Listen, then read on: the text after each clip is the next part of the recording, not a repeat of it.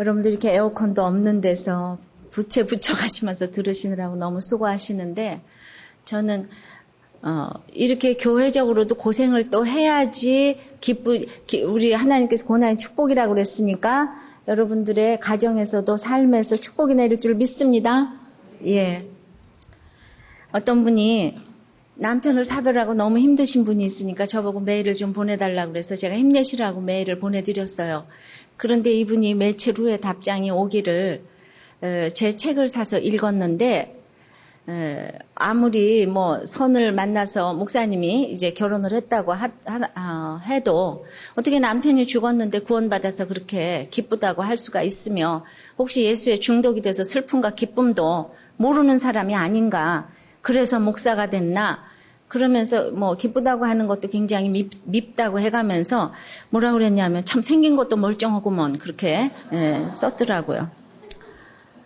또 그랬어요. 아니 왜 뭐 요즘에 유명하신 분이라고 하던데 왜 자기 같은 사람한테 메일을 보냈는가. 예, 그러니까 뭐든지 이렇게 긍정적으로 지금 받아들이시지를 않고. 그러면서 이분의 그 주제가는 운명이 주어진 곳이라면은 노력은 무슨 소용이 있고 하나님께서 미리 다 정하셨다면 기도해도 하나님 뜻이고 기도하지 않아도 하나님 뜻이면은 다 갖다 붙이기 나름 아닌가. 그런 기도는 해서 뭐 하는가. 결국 다 하나님 마음대로 하실 텐데. 그래서 다 마음대로 할 거니까 자꾸 마음을 비우라고 하는데 억지로 극동방송을 틀어놔도 뭐 기도 응답받았다고 나와서 하시는 간증을 들어봐도 전부 다 그런 간증하는 인간들이 제일 싫고 또 뭐 집사님들이 하나님께서 이제 더 좋은 곳으로 채워주실 거라고 이렇게 위로들을 하시지만은 신랑도 없는 여자가 뭐가 이 세상에 더 좋을 게 있겠냐고. 정말 세상에 있는 아빠들은 동시에 다 죽었으면 좋겠다고 그렇게 하루 종일 울어도 시원하지가 아니하고 살기도 싫다고 그랬어요. 근데 이제 이분의 경력을 보니까 교회 너무 열심히 나가고 봉사도 열심히 하고 11조 감사한금 철저하게 했고 IMF 때 경제적으로 힘들 때 더 새벽 기도를 열심히 나가고 그나마 돈으로 시련을 주신 거 너무 감사하다고 이렇게 했는데 이렇게 결정적인 결정타를 날리시니까 자기는 일어날 수가 없다고 이렇게 얘기를 했습니다. 그래 그 집사님하고 저하고 이제 똑같은 사건을 만났는데 그 집사님 표현대로 제가 생긴 게 멀쩡하면 슬퍼해야 마땅하고 무너져야 마땅한데 그죠? 그 표현대로라면 생긴 게 멀쩡하면 슬퍼해야 되고 그런데 멀쩡한 여자가 20여 년이나 이렇게 씩씩하게 살아오고 있으니까 진짜 멀쩡하게 사는 거 아닙니까? 근데 왜 그렇습니까? 그러니까 저는 이 남편의 죽음 속에 감추어진 천국을 지금 보았기 때문이고 그 집사님은 지금 천국을 보지 못하기 때문이죠. 그죠? 근데 교회를 그렇게 열심히 다녀서 이렇게 결정적인 일이 있을 때 도움을 못 받는다면 그 교회는 왜 다니는 겁니까? 그죠? 결정적일 때 도움 받아야 되잖아요. 우리가 12일조 한 거 아까워서라도 결정적일 때 도움을 받아야 되잖아요. 주일 성수한 거 아까워서라도 결정적일 때 도움을 받아야 되는데 저는 결정적일 때 도움을 받았는데 여러분들은 왜 도움을 못 받죠? 비단이 집사님의 국한된 말은 아니리라고 생각이 됩니다. 그러면 이 감추인 천국은 어떤 모습으로 나타나는지 이제 마태가 2000년 전에 쓴 표현으로 마태의 의도하는 대로 우리가 오늘 본문을 통해서 찾아보기를 원합니다. 첫째, 지극히 이제 작은 겨자씨 같은 천국이라 그랬어요. 겨자씨 같은 천국이라 그랬는데 우리가 보잘것없어 보이지만 이제 모든 사람이 쉴 수 있는 천국이란 뜻입니다. 31절을 다 같이 읽겠습니다. 시작. 또 비유를 베풀어 가라사대 천국은 마치 사람이 자기 밭에 갖다 심은 겨자씨 한 알 같으니 32절 이는 모든 씨보다 작은 것이로되 자란 후에는 나물보다 커서 나무가 되매 공중의 새들이 와서 그 가지에 깃들이느니라. 자, 보기에 너무 작은 씨가 겨자씨예요. 아마 은단 크기 정도 되는 것 같아요. 이제 몇 해 전에는 너무 작은 씨를 이렇게 코팅해서 이제 이스라엘 갔다 온 분들이 선물로 주었는데 그거는 이제 담배 씨를 그렇게 우리가 쏘가서 그렇게 받아온 경우가 많다고 합니다. 겨자씨는 은단 정도로 이렇게 생겼어요. 그런데 이 은단 크기의 겨자씨가 자라고 나면 1m 내지 큰 거는 3m까지도 있다 그러는데 대부분 1m 정도라고 합니다. 그런데 이 보잘것없던 겨자씨가 이제 새들이 와서 깃드는 보금자리가 됐는데 우리는 이 구절을 자주 한국식으로 생각해서 마을어기에 이제 느티나무 같은 이 겨자나무를 생각합니다. 그건 아니고 겨자나무는 1년생 풀이에요. 그래서 이제 겨자나무에 앉으면 새들이 와서 앉으면 풀이 휘기는 하지만은 감추인 천국이 이제 정말 보이는 것처럼 새들이 쉬다가는 나무가 된다는 겁니다. 천국이 이와 같다는 거예요. 뭐 들어보면 별거 아니에요. 나사렛에서 무슨 선한 것이 나겠느냐 말처럼 해 아래서 별것이 없는데 뭐 천국이라고 뭐가 대단하겠느냐 참 우리 싶어요. 그러나 천국은 모든 사람들에게 진정한 쉼을 주는 오아시스 같은 곳이에요. 자, 계속적으로 13장에 천국을 비유로 설명을 해도 우리는 천국의 개념이 그냥 자동적으로 이 세상에서 좋은 것, 좋은 곳, 이게 천국의 개념이에요. 그래서 오늘 36절서부터 43절까지 가라지 비유가 2번을 지난주에 의해서 반복적으로 나오고 있는데 천국은 하여튼 명백히 방해 세력이 있다는 거예요. 악한 자의 아들들이 한 역할을 한다는 겁니다. 이렇게 비유를 강조하고 있는 것은 비유라는 그 글자에 여러분들의 사건을 넣으면 딱 되는 거예요. 비유를 베풀어 가라사대가 뭔가 하면은 내 사건에서 이제 해석하여 가라사대 이 말이에요. 내 사건에서 해석하여 가라사대 이거예요. 그냥 쉽게 딱 그렇게 생각을 하시면 됩니다. 그래서 내 환경에서 하나님의 메시지를 들어야 되는데 그 내 환경 속에 감추인 천국이 있다는 겁니다. 겨자씨 하나를 심었다는 것보다도 원어에 보면 그냥 흩뿌렸다는 거예요. 그런데 그것이 옥토에 떨어진 씨는 그냥 하나님이 저절로 잘 자라게 해서 이렇게 확장이 되는데 이 겨자씨 비유는 이렇게 외적으로 성장한다는 의미가 있어요. 왜냐하면 공중에 새들이 와서 이렇게 깃드니까 신자 불신자 와서 다 깃들 수가 있어요. 우리가 천국은 그 외적으로도 성장하는 모습을 보여줘야 됩니다. 리고렌 목사가 2,300만 권이나 책을 파셨어요. 그러니까 불신자들도 많이 사서 읽고 그래서 그 강도에게도 전도한 여자가 생겼어요. 그 책을 읽고. 또 그분이 상암 경기장에서 이번에 집회를 해요. 그러니까 목사님이 상암 경기장에서 이렇게 집회를 하는 것이 쉬운 것은 아닙니다. 저는 이렇게 큰 교회가 많이 있고 우뚝 선 교회가 많이 있어야 된다고 생각하는 것이 지금 우리들 교회는 믿음 없으면 못 와서 앉아 있는 거 아시죠? 예. 지금 이 더운 여름에 에어컨이 없는데 여기 와서 어떻게 앉아 계시겠어요? 그러나 좋은 교회, 큰 교회면은 믿음 없는 사람도 이렇게 들려보기가 좋잖아요. 그래서 큰 교회는 반드시 있어야 돼요. 에어컨 촥 된 교회, 이런 있어야 돼요. 예. 그래서 그런 교회가 우리는 또 부럽기도 합니다. 그러나 그렇기 때문에 이제 외적으로도 성장한 교회가 반드시 있어야지 되고 대통령, 링컨 같은 대통령도 나와야 돼요. 장관도 나와야 돼요. 연예인들 중에서도 이제 궁금합니다. 그런데 이번 주 보니까 무슨 개그맨, 무슨 남희석, 뭐 TV 탤런트, 신현준 씨, 무슨 정여원 이런 분들이 다 하나님의 영광을 위해서 연예인을 한다고 신문에 크게 나왔어요. 우리는 이런 분들 위해서 너무 기도해야 돼요.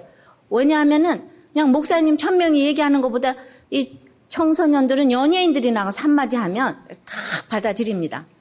그래서 외적으로도 성장을 해야 되고 뭔가 보여줄 그 열매가 반드시 있어야 된다고 생각을 합니다.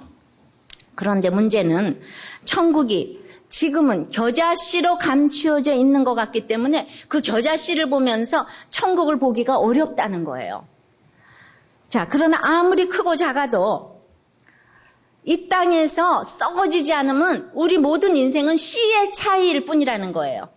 겨자씨가 아무리 정말 그렇게 작아도, 그리고 씨 중에서 제일 큰 씨가 호박씨 아니겠어요? 더 큰 씨도 좀 있긴 있어요. 근데 제가 아는 것 중에서 제일 큰 씨가 호박씨예요. 그런데 아무리 커도 호박씨와 겨자씨의 차이예요. 들어가서 썩기 전에는. 그런데 제발 그러니까 좀 무시하고 교만하고 그러지 말자는 거예요.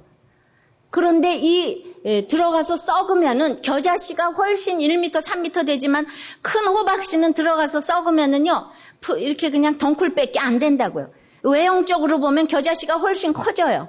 그러니까 우리가 천국 가서 보자고요. 춘하가 더 위에 가서 앉아있나, 내가 더 위에 가서 앉아있는가. 그건 천국 가봐야 된다니까요.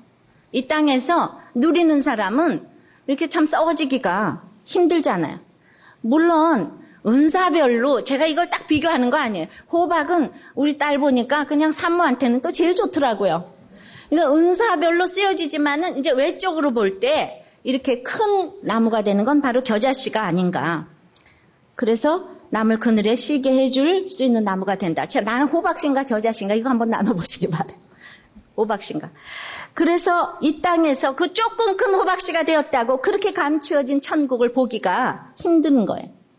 자, 앞에 집사님은 저는 호박씨라고 생각을 해요. 전 겨자씨라고 생각을 하고. 왜냐하면 집사님이 자기 남편이 대기업에 다니고 너무 나이도 이른데 진급이 되고 영어도 너무 잘하고 그냥 어머니한테는 가장효자고 식구들 사남매 맞은데 그냥 싫은 소리 한 번 안 하고 친정어머니 빚을 5천만 원이나 갚아줬는데도 한마디도 안 하고 시어머니는 교회 근데 이제 이 집이 결정적으로 이제 종교가 없는 집이랍니다. 그런데도 이 시어머니가 당신이 더 힘드실 텐데도 불구하고 며느리를 더 위하고 야 나는 교회 안 가도 너는 교회 가라. 주일날 됐으니까 넌 교회를 가라. 남편도 교회 안 가는데도 불구하고 이렇게 착한 거예요. 그리고 또 아이들이 너무 기도한다 그러니까 교회는 한번 나갔대요. 떠나기 직전에 이제 뭐 삼위일체 요한계시록 이거 읽었지만은 인터넷을 통해서 읽었지만 그러나 나한테 예수 믿으란 말은 하지 말라고 이렇게 얘기를 했다는 거예요. 자, 그러니까 저는 그러니까 이분은 혼자서 교회를 열심히 다니셨는데 결정적인 거는 지금 안 해놓은 거죠. 시어머니와 남편의 구원을 위해서 애통하는 건 안 했어요. 근데 나는 장로님 권사님 댁에 시집을 갔어도 그냥 다 힘들게 했기 때문에 장로님 권사님 우리 남편이 다 힘들게 했기 때문에 내가 저절로 겨자씨가 돼가지고 옥토에 떨어져서 너무 구원을 위해서 열심히 기도했기 때문에 원튼 원치 않든 저를 겨자씨가 되게 해주신 줄을 믿습니다. 그래서 이제 목숨을 내놓고 기도했는데 이렇게 남편이 잘해주고 시어머니가 뭐 인간적으로 잘해주니까 이렇게 결정적일 때 맥을 못 추는 거잖아요. 사건이 왔을 때 해석이 안 되잖아요. 자, 초막이나 궁궐이나 내 주 예수 모신 곳이 그 어디나 하늘나라 그랬으면은 이 어떤 환경에서도 우리가 천국을 맛봐야 되지 않겠습니까? 그래서 천국을 감춰진 하나님 나라를 못 보기 때문에 이 자매를 그래도 하나님이 사랑해서 슬피 울며 이를 갈게 되는 이 날을 미리 주신 것이 감사해서 유예기간을 주셨다고 생각을 합니다. 피할 길을 미리 주셨다고 생각을 합니다. 이 땅에서 정말 모습은 달라도 내가 할 수 있는 것이 아무것도 없다는 것을 아는 것이 겨자씨 믿음이라고 생각을 합니다. 저는 죽음 전에도 천국을 보았기 때문에 천국이 임했고 우리 남편의 죽음에서도 천국이 임했고 이제 죽음 이후에도 여전히 천국이 임하고 있는 줄을 믿습니다. 두 번째는 감추인 천국, 두 번째는 변화를 가져오는 누룩천국이에요. 우리가 33절을 읽습니다. 시작. 또 비유로 말씀하시되 천국은 마치 여자가 가루 서말 속에 갖다 넣어 전부 부풀게 한 누룩과 같으니라. 밀가루 속에 누룩을 집어넣으면 이스트같이 발효를 해가지고 부풀어 올라요. 변화가 온다는 거예요. 전혀 다른 성질의 밀가루 반죽이 빵이 되는 거예요. 남에게 먹여지는 거예요. 천국이 바로 그런 거예요. 하나님의 통치하에 들어오면 변하지 않을 사람이 없고 변하지 못할 죄인이 하나도 없다고 생각을 합니다. 그런데 그래서 그 숨겨져 있어도 그 누룩의 역할은 영향력은 대단한데 완전히 새로운 피조물로 나도 변하고 남도 변화시키고 그런데 얼마나 드러나지 아니하게 조용히 은밀히 완전하고 전체적으로 변화시키는지 몰라요. 그런데 여기서도 문제는 전혀 알려지지 아니하고 드러나지도 아니해야 되기 때문에 보세요. 밀가루하고 누룩하고 차이가 없어요. 차이가 없는데 거기서 발효되려면 시간이 또 지나야 돼요. 천국을 누리기는 그러므로 세상적인 관점으로는 힘들어요. 처음에 전혀 주목받지 못하기 때문에 근데 그 주목받지 못하는 인생을 지나야만 돼요. 그래야 가루서마를 통째로 바꿀 수 있는 것입니다. 제가 정말 주목받지 못하는 인생을 13년을 살았어요. 집에서 걸레질만 하다가. 근데 어느 날 이렇게 나를 바꾸고 집안을 바꾸고 교회를 바꾸고 나라를 바꾸고 역사를 바꾸게 되는 줄 믿습니다. 그래서 주목받지 못하는. 그러니까 주님만이 좋아서 그냥 거기서 천국이 이미 임했기 때문에 뭐가 되려고 하는 게 아니라 그냥 가만히 천국이 임한 사람이 거기 들어가 있으면 가만히 있으면 공동체가 바뀔 줄을 믿습니다. 전 진정한 누룩 같은 그런 인생이 어떤 인생인지 한 예를 들겠어요.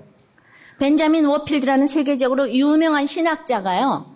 그 유명한 성경의 영광과 권위라는 많은 사람들이 알고 읽고 변화를 받는 그런 유명한 책을 썼어요. 이분은 34년 동안 프린스턴 대학교에서 신학교 교수를 했는데 근데 이분이 진짜 유명한 거 뭐 때문에 유명한가 하면은 1876년에 이제 결혼을 했는데 독일로 신혼여행을 갔다가 부인이 그 풍랑에 번개를 맞은 거예요.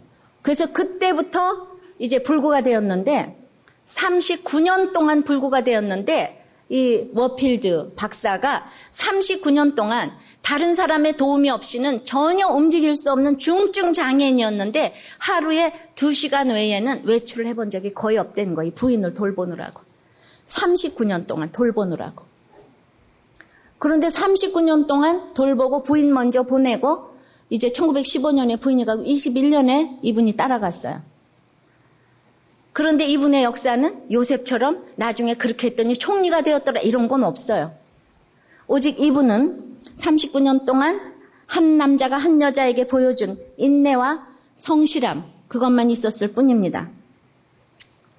그렇기 때문에 저는 이것이 바로 그 사람이 그 일만 한 것 같지만 그 사람의 책은 지금 모든 사람들에게 영향을 주는 엄청난 변화를 가져다 주는 진짜 유명한 무명한 자 같으나 유명한 사람이 된 줄을 믿습니다. 저는 예수만 믿는 이분도 예수님을 이제 믿는다고 할 수 있지만은 세상에 그 삼성의 그 애니콜 사장을 하고 있는 분이 무슨 CEO 그런 책에서 제가 그걸 좀 읽었어요. 근데 이제 이분은 수십억의 초특급 대우를 받는 CEO예요. 그런데 그 돈은 벌어서 어디에 쓰냐 그랬더니 자기는 돈이 10억이 넘어가면 내 돈이 아니라고 생각을 한대요. 전적으로 하나님의 것이라고 생각을 한답니다. 그래서 재테크를 해본 적이 없답니다. 그래서 1년 전까지만 해도 20평이 조금 넘는 그 곳에서 회사에서 얻어준 전세를 살았대요. 이분은 인하대를 나오셨대요. 그 삼성에 입사해서 휴대폰의 신화를 이룩한 막 너무나 삼성에서도 인정을 하는 사람이라는 그 얘기가 거기에 인터뷰에 되어 있습니다. 그러면서 인생관을 물어보니까 이렇게 얘기를 했어요. 인생은 본질적으로 지루하고 힘든 싸움의 연속이래요. 뭔가 잘 되면 기분 좋고 즐겁지만 안 되면 속상하고 답답한 것이 삶이래요. 돈이 없다면 분명 불편하겠지만 이 세상에 가장 중요한 거는 열심히 살면서 만족감을 느끼는 것. 그게 더 중요하다고 본대요. 자기는 돈이 흘러가는 길이 보인답니다. 그러나 욕심을 부린 적이 없대요. 그리고 얼마든지 자기가 따로 나와서 회사 차리고 돈 많이 벌 수 있었지만은 돈보다는 회사가 훨씬 좋았대요. 회사 일이 좋았답니다. 이분은 독실한 기독교인이라고 합니다. 그래서 많은 돈을 여기저기 막 뚝뚝 띄워주고 선교도 하고 그랬다는 얘기가 나왔어요. 야, 삼성에 이런 사람이 있어서 비전이 있습니다. 예. 그러니까 그렇게 드러나지 않았어도 이런 얘기 한번 들으면 우리가 딱 변화가 되지 않습니까? LG의 김상수 회장도 34년 동안을 지방에서 그렇게 있었는데 어느 날 CEO로 화려하게 등극을 했어요. 사람은요, 생각하는 대로 산대요. 생각하지 않으면 사는 대로 생각한대요. 그러니까 우리 참 중요합니다. 우리가 예수 없이는요, 모든 게 별 볼 일이 없어요. 그럼 예수 없이 큰 집 가면 뭐해요? 예수 없이 큰 차 타면 뭐해요? 예수 없이 좋은 직장 가면 뭐합니까? 예수 없으면은 이쁜 여자, 잘생긴 남자 만나도 다 별 볼 일이 없는 거예요. 내가 예수를 믿어야지만 거기서부터 창조적인 기쁨이 있는 거예요. 내가 가는 곳이 창조적인 기쁨을 창출해내는 곳인 줄을 믿습니다. 그래서 예수 믿는 게 최고예요. 그러니까 그냥 정말 저는 기업에서 이런 분들이 우리들 교회에서 많이 좀 나오기를 바래요. 기업이고 또 무슨 학교고 결혼 생활에서 예수 믿어서 얼마나 창조적인 기쁨을 누리고 있는지를 그 간증하는 사람들이 좀 많이 나오기를 바랍니다. 이제 세 번째는 보화로서의 감추인 보화로서의 천국이에요. 천국은 많은 사람들에게 감춰져 있다고 그랬습니다. 34절, 35절이에요. 시작. 예수께서 이 모든 것을 무리에게 비유로 말씀하시고 비유가 아니면 아무것도 말씀하지 아니하셨으니 이는 선지자로 말씀하신 바 내가 입을 열어 비유로 말하고 창세부터 감추인 것들을 드러내리라 함을 이루려 하심이니라. 자, 그래서 모든 것을 알 듯 모를 듯 이렇게 신비하게 말을 했어요. 모르는 사람은 절대로 이 얘기를 못 알아들어요. 제자들에게만 구체적으로 설명할 수 있는 이 지혜의 예수님인데 비유로 말씀하셨다고 그랬어요. 비유로 아까 뭐라 했지? 사건으로. 우리는 사건으로만 말씀하세요. 사건이 없는 사람은 말씀이 안 들려요. 그래서 이 비유를 13장부터 결정적으로 비유로 말씀하시는데 서기관 바리새인들은 이 비유가 전혀 안 들리기 때문에 왜냐하면 사건이 없잖아요. 전혀 안 들리기 때문에 예수님을 죽인 거예요. 안 들리는 사람은 중간 가는 게 아니라 예수님을 죽이게 돼 있어요. 그러니까 사건을 통해서만 주님께서는 말씀하세요. 비유를 통해서. 비유의 정점이신 예수님이에요.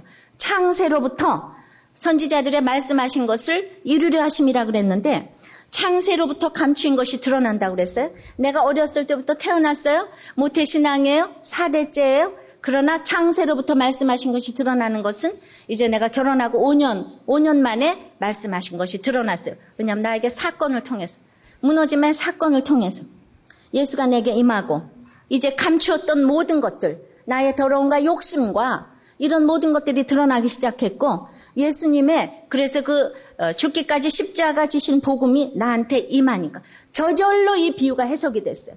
저절로 사건이 해석이 됐어요. 여러분들 이거 이해되십니까? 자꾸 제가 어렵게 얘기하는 것 같은데 안 어렵지요? 이해되십니까? 이해되실 줄 믿습니다. 지금도 사건이 있는 사람들은 아멘이고 사건이 없는 사람들은 알딸딸합니다. 비유는 내 사건이다 이렇게 생각하면 가장 쉽게 여러분들이 해석이 될 줄을 믿습니다. 이제 44절에 그래서 이제 어떻게 감추인 그 보화가 천국인지 다시 한번 44절 읽습니다. 천국은 마치 밭에 감추인 보화 같으니 사람이 이를 발견한 후 숨겨두고 기뻐하여 돌아가서 자기의 소유를 다 팔아 그 밭을 샀느니라. 또 천국은 마치 좋은 진주를 구하는 장사와 같으니 극히 값진 진주 하나를 만남에 가서 자기의 소유를 다 팔아 그 진주를 샀느니라. 그냥 보화가 아니고 감추인 보화래요. 겨자씨도 감추인 천국이고 이제 누룩도 감추인 천국이고 여기 감추인 보화도 다 감춰졌다는 데 공통점이 있어요. 우리가 보석상에 가서 돈 주고 사는 걸 감춰졌다 그러겠어요. 그런데 여기저기 보물찾기에서 다 감춰 놓으면은 내가 능력이 있어서 찾습니까? 그냥 우연히 하나님의 은혜로 찾는 거죠. 그를 자랑할 수는 없어요. 그런데 이제 어느 날 생각지 못했는데 하나님의 은혜로 회개가 되는 거예요. 주님이 내 마음에 들어오시는 거예요. 그런데 이 사람이 보석을 살려고 이제 하려고 한 게 아니라 그 보화를 발견했는데 그 당시 외세의 침략이 많아서 주인들이 항아리에다 보석을 잔뜩 넣어서 이제 땅속에 묻는 것이 그 당시에 이제 유행이었어요. 그래서 이런 일들이 흔히 있었어요. 그런데 이 사람이 자기 밭이 아니에요. 남의 밭이니까 살려고 그랬죠. 그러니까 남의 집에서 소작인을 하는 사람이에요. 소작농을 하는 사람이에요. 역시 겨자씨 누룩처럼 너무 외적인 게 겨자씨 호박씨가 아니고 형편없는 사람이에요. 그랬는데 보화를 발견했어요. 그러니까 너무나 이제 숨겨둬야 돼. 자기가 그거 막 그렇다 그러면 그걸 못 차지하잖아요. 내가 예수님 복음을 맞았는데 받았는데 아무한테나 가서 막 외치면은 다 돌았다고 그래. 우리는 숨겨두고 기뻐하여서 이제 온 소유를 팔아서 샀다고 그랬어요. 그러니까 내가 소유가 없으니까 이 사람이 소유를 만들 때까지 참아야 되잖아요. 만들 때까지. 그런데 그게 유리가 아니고 다이아몬드라는 거를 이 사람은 알아봤어요. 안목이 있어야 알아보잖아요. 그런데 예수님을 옆에 두고도 앉은 자리에서 보화를 정말 잃어버린, 앉은 자리에서 놓친 사람이 있으니 이름하여 유다란 말입니다. 은 30냥도 정말 대단한 값으로 쳐줘서 예수님을 팔았어요. 내 옆에 보화가 있었는데, 다이아몬드하고 비교도 안 되는 보화가 있는데, 그러니까 내 옆에 믿는 사람이 아무리 있어도 믿지 않는 사람들은 보화인 줄을 몰라요. 우습게 여기는 거예요. 시끄럽게 여기고 귀찮게 여기고. 그래서 앉은 자리에서 유다가 보화를 놓친 것처럼 그걸 유리반지로 볼 수밖에 없는데 이 사람은 보화인 줄을 알아낸 거예요. 우리는 이제 무엇이 귀한 모임이고 무엇이 버려야 될 모임인지 알아야 되는데 그 보화 하나만 가지고 싶지 왜 전체 밭을 사고 싶겠어요? 이제 그 보화 하나만 가지면은 전체 그냥 그야말로 지금 100억이 생기고 이럴 판인데 그런데 그걸 갖기 위해서는 그 밭을 사야 되는 거예요. 쓸데없는 수고를 해야 되는 거예요. 그 밭을 사야 돼요. 귀찮은 거 해야 돼. 힘든 거 해야 돼요. 복음을 차지하기 위해서 치러야 될 값이 있는 거예요. 이게 전체 밭이고 밭농사인 거예요. 수고와 헌신이 필요한 거예요. 쓸데없는 밭을 사야 되는 수고와 값이 있다는 겁니다. 기쁜 것은요. 이렇게 값을 치루어도 아깝지가 않은 거예요. 이런 감추인 보화. 거기서 봐야지 돼. 그런데 진주장사는 자기가 좋은 진주 하나를 만나려고 막 찾아다녔는데 그 진주 하나를 만났기 때문에 이제 또 온 소유를 팔아서 진주를 샀어요. 그러니까 감추인 보화 비유는 내가 가만히 있는데 우리가 그 은혜를 인하여 믿음으로 구원을 얻었나니 이는 너희 행위에서 난 것이 아니요 선물이라 그래서 가만히 있는데 선물이 찾아온 것도 천국이지만 내가 열심히 진주 하나를 찾기 위해서 애쓰는 것도 천국이에요.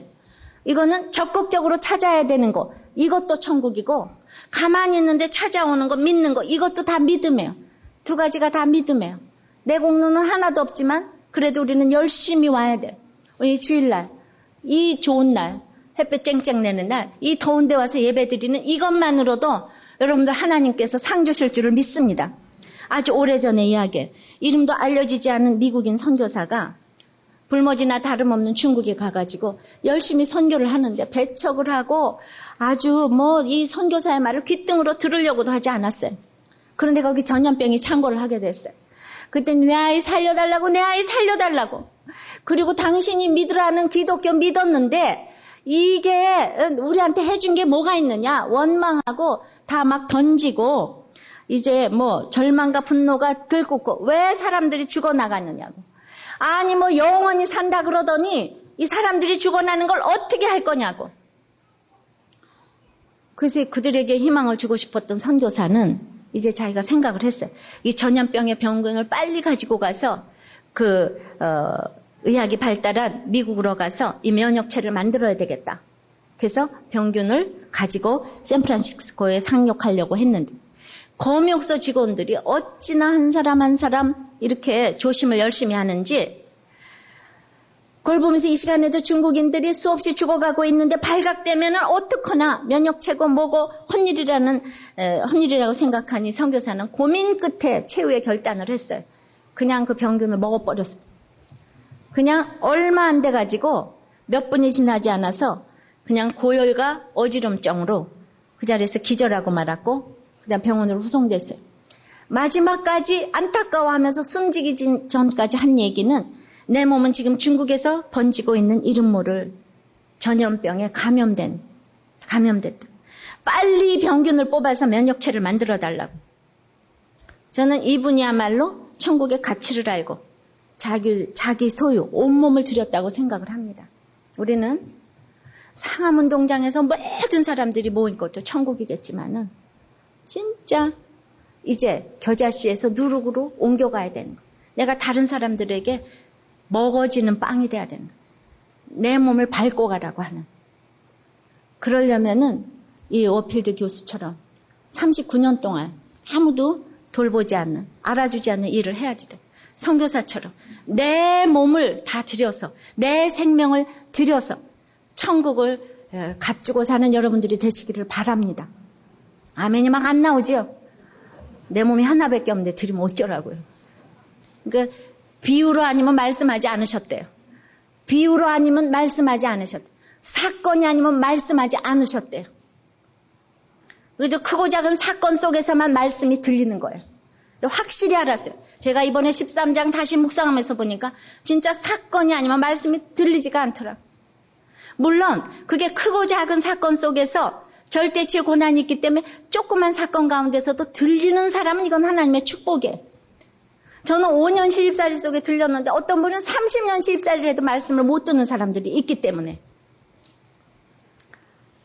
이 비유로 주어진 이 말씀을 우리는 천국이 겨자씨 같기 때문에 감춰진 것처럼 보여요. 우리의 눈이 하나님의 천국을 보지 못하게 가로막는 이 장애물들이 있어요. 이걸 제거해야 돼요. 마음이 청결해야 돼요. 그래 하나님이 행하시는 것을 봅니다. 내 마음속에 복수가 가득 차 있는데, 돈이 가득 차 있는데, 정욕으로 가득 차 있는데, 출세로 가득 차 있는데 어떻게 보이겠습니까? 마음을 비워야 되는 거예요. 우리는 밤낮 진짜 물고기 지능만도 못해서 물고기가 날마다 기억력이 없으니까 3초라 그러는가요? 기억력이. 그러니까 그 미끼를 주면은 죽는다는 걸 알면서도 거기 가서 다 죽어. 친구들이 가면 죽어요. 그런데도 보고 뒤돌아서 다시 가는 거. 우리는 그냥 그 3초의 지능도 못 되는 거예요. 이제 교회 왔으면 지능이 우리가 영적인 지능이 150, 200 돼야 되는 거 아닙니까? 그런데 그냥 물고기 지능처럼 3초, 3도 안 돼. 0.3도 안 돼. 어쩌면 그렇게 망하는데도 밤낮 투자를 해대고 거기 가면 죽는다 그러는데 밤낮 술집에 가고 거기 가서 그렇게 모든 사람들이 신문지상으로 뜨겁게 떠들어대는데도 아무리 학벌이 있어도 있잖아요. 영적인 IQ가 그냥 10도 안 되는 사람들이 줄줄이 있는 줄 압니다. 10은커녕 3도 안 되는 사람들이 많이 있어요. 이거 학벌하고 상관이 없다니까요. 저는 영적 IQ가 높은 사람들을 좀 제가 소개를 하기를 원해요. 자, 이번 주일에 올라오면 또 우리들 교회의 공동체 고백이에요. 모태신앙이래요. 아버지가 장로님이래요. 그런데 사이코패스래요. 전혀 죄의식을 모르는. 그래서 아주 경제적으로 무능하고 엄마하고 평생을 싸우다가 이혼하셨답니다. 그런데 이 자매도 그냥 그 아버지가 같이 사는데 뭐 이루 말할 수 없이 괴롭혀서 이제 빨리 이제 아주 탈출하고 싶어서 고등학교 때부터 연애를 10년 해온 신랑하고 이제 결혼을 했는데 결혼을 하고 나서 보니까 거기가 또 그러니까 믿지 않는 가정하고 결혼을 한 거예요. 여기는 그렇게 모태신앙이라고 했는데 15평짜리 시어머니하고 같이 살면서 신혼살림을 시작했는데 신우가 5명이고 제사가 날마다 돌아오고 시어머니가 그냥 횡포를 하는데 뭐 견딜 수가 없어서 가출을 했대요. 그랬더니 그 애미의 그 딸이라고 애미가 이혼을 하더니 딸도 그렇다고. 그러니까 우리는 참 이 조상의 저주가 끝나야 되는데 이제 이런 얘기를 들었어. 계속 들었어.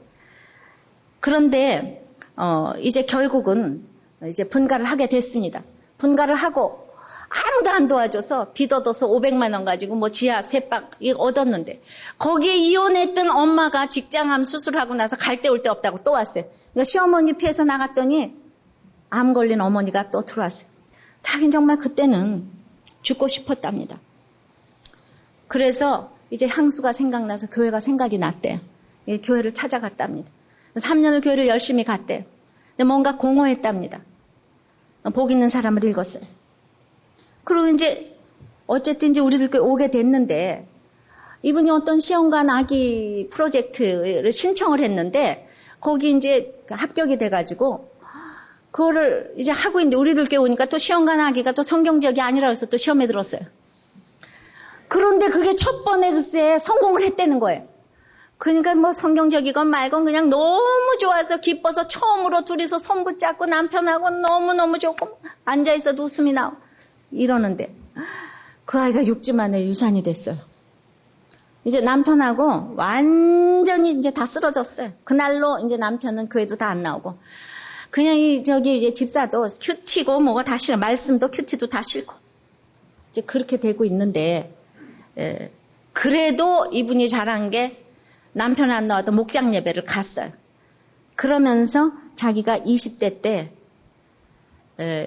임신을 했는데 6주째에 낙태한 사실을 무덤까지 가져가려고 했는데 그거를 오픈하고 나니까 그렇게 회개가 돼서 7대를 주셔서 돌이킬 시간 주신 거 감사하고 내 옆에 이렇게 많은 사람들을 정말 옥토에 자기를 옥토 삼으시고 이렇게 높여주셔서 감사하다고 이렇게 이제 회개를 하게 된 거예요.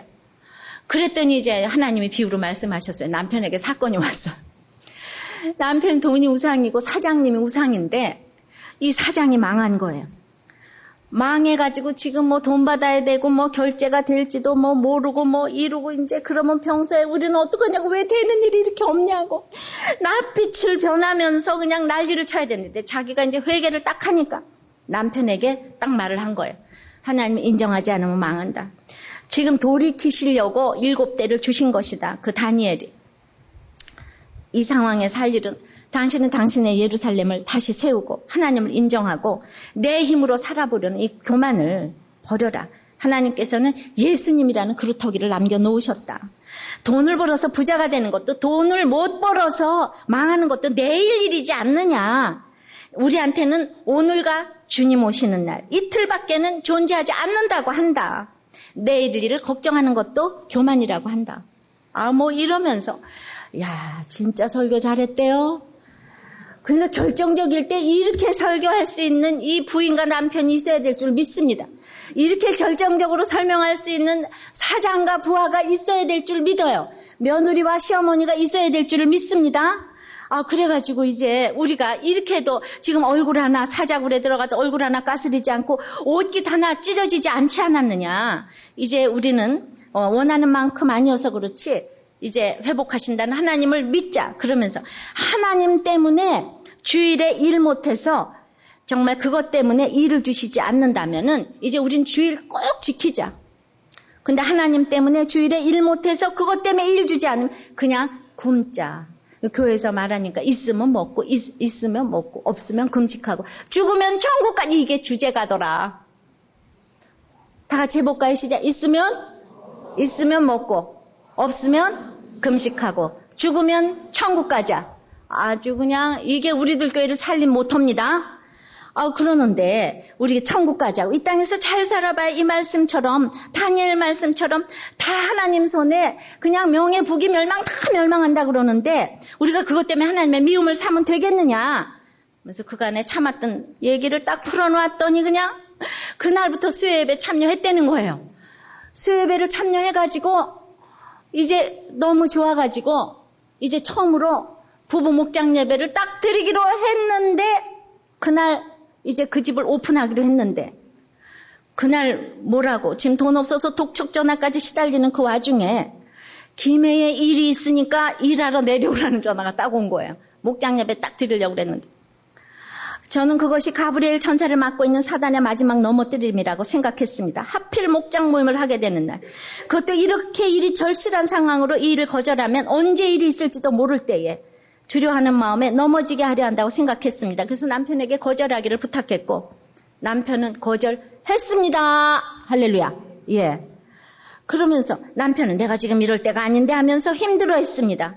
어쨌건 목장 모임을 무사히 치루었고 또 토요일이 되었습니다. 전화가 왔습니다. 주일에 일이 있으니까 어디 오라고 합니다. 첫 주일인데 주여. 또 흔들렸습니다. 정말 이래도 되나?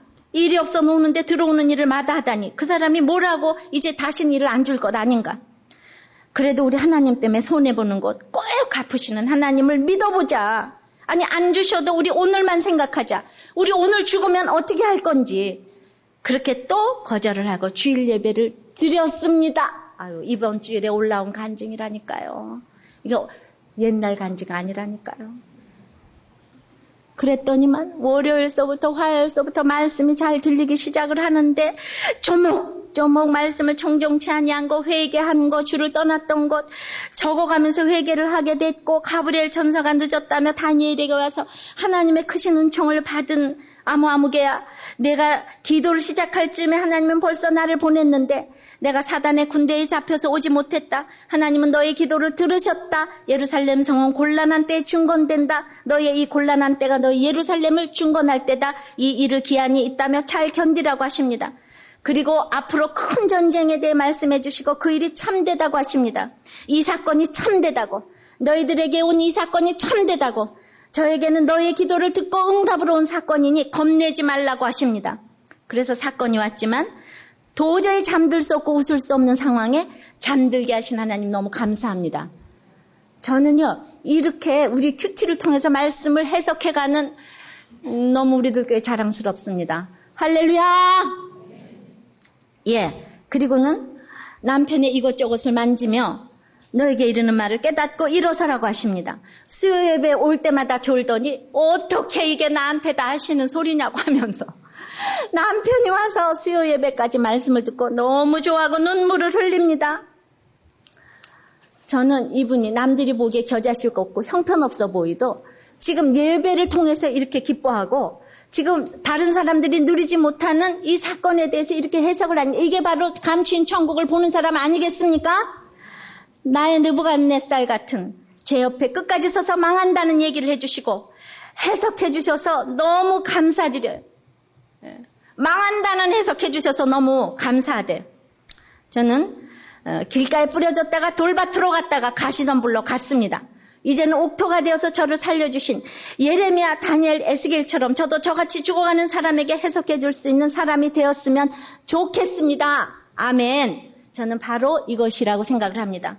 전 이번 주일에도 또 추나자매 나눔을 또 읽어드리려고 그래요. 저는 이것이 감추인 천국을 보는 사람이에요. 바로 이렇게 해야 돼. 이 사람이 이제 남편이 1년 나갔어요. 그러고는 지금 가끔가다 이제 들어옵니다. 바쁘냐? 전화해도 되냐? 그래서 무슨 일이냐고 그랬더니 너 2칸짜리 방으로 이사가라. 왜? 아니 그 집돈 빼가지고 준영이가 좁잖아. 아들이 좁잖아. 돈도 없는데 이사가라 그러면서 준영이가 좁다 그러니까 자기가 너무나 기가 막혔지만은 안 좁아요. 준영이는 아빠 없는 넓은 집보다 좁더라도 아빠가 옆에 있는 것을 더 좋아해요. 아침에 일어나서 아빠를 찾고 유치원 차에서 내릴 때도 아빠를 찾고 잠들기 전에도 아빠를 찾는데 준영이가 그럴 때마다 내 마음이 얼마나 미어지는지 알아요? 내가 준영이를 사랑한다고 말은 해도 엄마 아빠가 사랑하는 모습 한번 보여주지 못한 것이 너무 가슴이 아파요. 정말이지 당신이 집에 올 때면 손도 잡고 싶고 옆에 안고도 싶은데 그게 잘 안 돼요. 지금 당신이 집을 나가 있는 일 다 나 때문이에요. 나 때문에 많이 애쓰는지 알기 때문에 준영이한테도 아빠는 성전 지으러 가셨다고 말하는 거예요. 정말 준영이를 사랑하는 것이 무엇인지 생각해줘요. 그리고 이젠 들어오세요. 힘들더라도 우리 노력해요. 그랬더니 알았어 이랬대. 알았어. 근데 남편과 통화하면서 자기가 이렇게 성내지 않고 조근조근 말을 하고 있는 것도 그렇고 지금 이렇게 통화하는 것이 말씀을 들은 이후 전쟁을 끊임없이 치르고 온 결과라는 생각에 눈물이 났습니다. 정말 이렇게 남편에게 얘기해 본 적이 한 번도 없는데 전화로 이런 얘기를 20분 동안이나 했다는 것이 기적입니다. 1년 동안 말씀을 들었기 때문에 결정적일 때 이렇게 얘기를 할 수가 있었던 거예요. 이것이 저는 천국이라고 생각을 합니다. 자기가 다 남들이 뭐라고 그러면 이제 남편이 너무나 나가서 딴짓하고 있으니까 들어올 때 동침을 하라는 목자님의 처방이 있어서 마음을 먹었지만 꿈에서도 남편이 너는 여자로 안 보여 하면서 밀쳐버리니까 용기가 나질 않아가지고 미루다가 이제는 딱딱한 제 마음에 사랑이 스며드는 것을 알겠습니다. 지금 아직도 많은 시간이 필요하겠지만 지금 억지 같은 이 마음으로 한다 한들 무슨 사랑이 전달이 되겠습니까?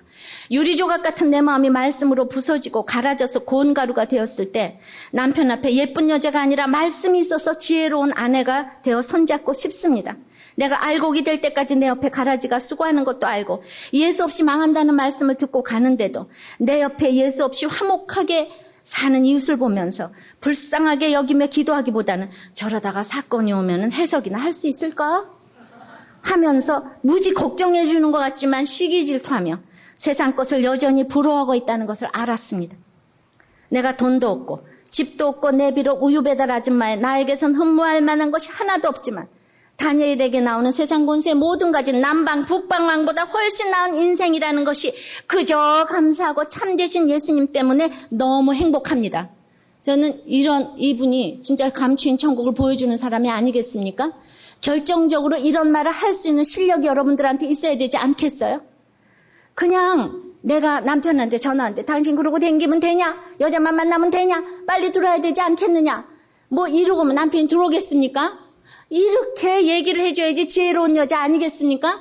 범사의 총명을 가진 감추인 천국을 보여주는 사람이 되지 않겠습니까? 이제 말씀을 맺습니다. 여러분들 참으로 억울할 수밖에 없는 인생을 해석해주는 이 정말 비유를 들으시기를 바라요. 여러분들한테 하나님 말씀을 들으라고 이렇게 사건을 주셨어요. 듣지 못하면 여러분들 너무나 손해예요. 우리 가라지 비유가 2번이나 이렇게 자세히 반복되어 있는 것은 감추인 천국을 보는 데는 가라지가 한 역할을 한다는 것이에요. 방해꾼이 있다는 것입니다. 이제 참으로 나의 모든 방해꾼을 물리치고 겨자씨 같고 누룩 같고 감추인 보아 소장농으로 형편없는 사람들처럼 보여서 내 자신을 정죄하고 남들을 부러워하는 이 마음 속에서 약한 것이 축복이라는 것. 참으로 약할 때 강함 주시는 그 나의 보배가 되신 주님. 약한 것이 축복이래요. 오늘 어디를 봐도 성경은 약한 것이 축복이래요. 호박씨가 축복이 아니에요. 겨자씨가 축복이라고 합니다. 찬양을 우리가 부르면서 들은 말씀을 생각하시고 이제 저희들이 기도를 하겠습니다. 찬양을 부르겠습니다. 이 땅에서 겨자씨와 호박씨의 차이일 뿐인데 아버지 하나님 호박씨가 돼서 내가 뭐가 가진 줄 알고 사건이 왔는데 해석을 못합니다. 지금까지 교회 다니고 헌금한 게 얼만데 내가 아버지 하나님 슬피 울며 일을 간다면 얼마나 이게 억울한 일입니까? 아버지 하나님 고난을 당해서도 슬픈데 예수 믿은 효과가 하나도 없다면 이것이 얼마나 헛된 것입니까? 주님 슬피 울며 일을 갈면서 하나님이 없다고 속지 않게 도와주시옵시고 아버지 하나님 나에게 가라지를 없애주시기 위하여서 아버지 하나님 여러 한 역할을 하는 사람들을 주심을 감사하며 아버지 하나님 내 사건을 통하여서 가라지가 자꾸 없어져가고 가라지가 없어져간 사람들이 공동체에 모여서 또 공동체의 가라지가 점점 없어지며 천국을 이루어가는 우리들 공동체가 되기를 간절히 원합니다. 주님 아직도 겨자씨인 것이 부끄럽고 겨자씨를 무시하고 외모로 사람을 보는 것이 있는 것을 고백합니다. 아버지 하나님 누룩처럼 인정받지 못하는 것이 아버지 하나님 너무나도 힘들고 그냥 그대로 있어서 그냥 아무 소리 안 하고 사는 것이 너무 힘든 것을 고백합니다. 아버지 하나님 정말 이 속에 저의 가라지들을 불쌍히 여겨 주시옵시고 아버지 하나님 있는 모습 그대로 천국을 믿고 살고 누려야 되겠는데 이제 온 정성과 재물과 시간을 들여서 진주장사처럼 그 천국을 사야 되겠는데 주님 이 천국을 살 수 있도록 오늘도 옥토가 되게 해주시고 아버지 하나님 겨자씨가 되게 해주시고 남들이 무시하는 아버지 하나님 이러한 소장농이 되게 해주시니 감사합니다. 주님 반드시 내가 말씀대로 믿고 살고 누려서 내 환경에서 천국을 보이겠습니다. 천국을 누리는 자로 감추인 천국을 모든 사람들에게 보여줄 수 있는 그런 사람이 되기를 원합니다. 보여주기를 원합니다. 비유로 말씀하시는 주님 내 사건에서 주님의 말씀이 들리기를 원합니다. 말씀하여 주시옵소서 해석하게 도와주시옵소서 예수님 이름으로 기도합나이다. 아멘.